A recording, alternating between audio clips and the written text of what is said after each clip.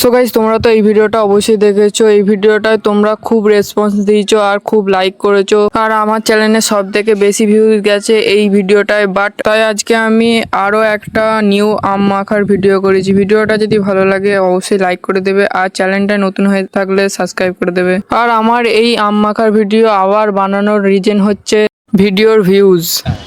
চলো তাহলে আজকে ভিডিওটা শুরু করা যাক।